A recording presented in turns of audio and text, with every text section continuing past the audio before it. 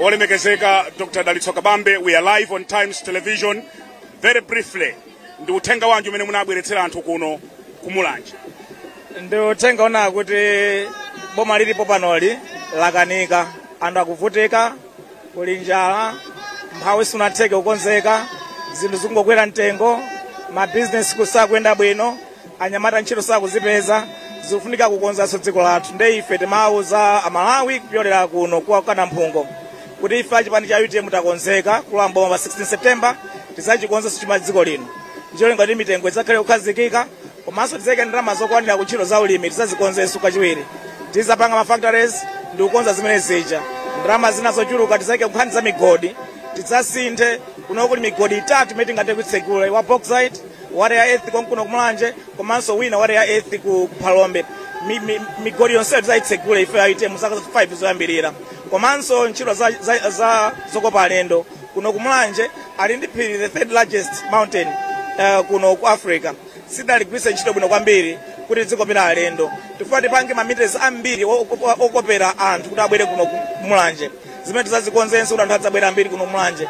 Komanso tiyang'ane kwambiri ntchito za mafactory. Ntchito zimene tikulima kandi kuna kulima nandolo ambiri, kulima chani, mafruits ambiri, tikale ma factories, tinali ma canning factories kale munja, tinatseka tizatsekulesa amenaja. Chilicho zimene tikulima chipite ku ma factories, kwa tikapanga zimenezo anyamata ambiri amene akusowa ntchito azatha kupeza. Ndi ife tikulimbikira kwambiri nkhani ya chakudya, anthu azidya katatu koma tingadye katatu tikakonza nkhani za ulimi. Anyamata ambiri apeze ntchito 1 million jobs. Tikapanga zonsezi zithandiza kuti ntchito ziyazembe pezeka zoti tipange ife tikati mboma pa 16. Zulo kuzomba munayankhula mawu amene I wanted you to comment on the same.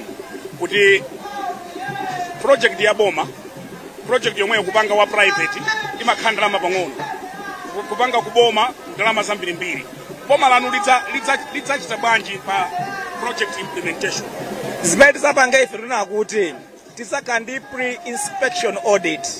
Kuna kuti tisana pereke any payment kwa wina aliyense amene wapatsidwa ntchito ya kuboma. Tiyambe taoneka ataunika kaye kodi ntchito iyi mtengo wake unali ndalama zingati, pansika mtengo wake ndalama zingati, ma orders ayambe aonaka zimene zija, aone process kodi process inali ya mtundu wanji. Ngati apeze kuti apanga koti 80 million pamene pansika ntchito kayo wina akanatha kumpatsa 20, akanapanga koti 20 million. Maorders apange stop that process asapitirire ya mpaka na apeze mtengo koti yoendera ndiyo yandikana ndi mene pansika paliri. Zimenezo zathandiza kuti ife tisiye zimene zomati boma lidzigula chinthu pa mtengo okwera kwambiri. Komanso mwezi wosokatha pambali pa pre-inspection audit zisanachitike pakhalenso monthly audits. Ma monthly audits ndowunika kuti kodi bungwe ilili kandi department kandi ununawo ma transactions angati amene apanga pakati pa mweziyo awunika amene acha aone chosima chicholakwika akapezera chicholakwika mungamangire ndo yomwechi. Mama kuti tidikirire zaka ziwiri zitatu kuzapanga audit, forensic audit, tikutaya nthawi chimene kucha ndalama zabe zikazasokonekera. Komatu pa mwezi uliwonse mwezi uchokatha ma internal auditors ena abwere apange audit aone kuti zonse zinachitika mwezi umenewo zinali zoyenera. Pamene nali koyambirira kwa transaction ena ali mwapeto kwa transaction zimene zipangitsa kuti katangala amene akula mdziko muno adzatheretu. Pomalizira kubwera kwa anthu m'misonkhano zina lanunso likumatchulidwa ndi some prominent people in society.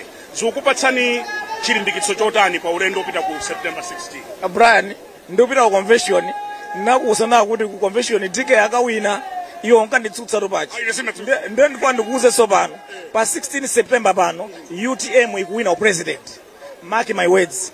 UTM ikuwina president pa 16 pano tikuwina ife tukula mboma pa 16 pano. Pa 16 pano. Ndio ukandifusa zonse zona zajani tikuwina pa 16 pano. Ndipo iwe ndizakuuza pa 17 kuti waona kuti mboma. Ndikufunireni zamuno zonse Dr. Kabambe anzathu ena apa amwina angafuna kupereka mafunso awiri atatu. Ayi pamenepa ndiye pamene tamalizira zonse zimene zimachitika kuno.